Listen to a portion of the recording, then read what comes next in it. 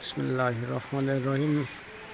রোহিতা শেখপাড়া ঈদগাহ মাঠ, মাইলের গেট। একটু ভিতরটা দেখি কেমন হয়েছে, একটু দেখি সবাই।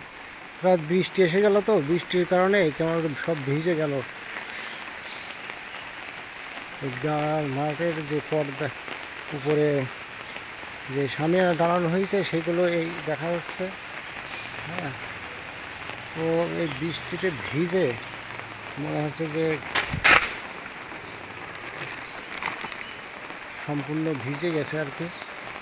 আমরা এটা দেখছি একটু ভিজা মাঠ, এই ভিজা বৃষ্টি হচ্ছে টুকটুক করে, তারপরেও এই ভিজা অবস্থা এটা আমরা একটু দেখাই, দেখি অনেক সুন্দর করে করা হয়েছে, কিন্তু বৃষ্টিতে ভিজে একটু সমস্যা হয়েছে। দাঁড়া,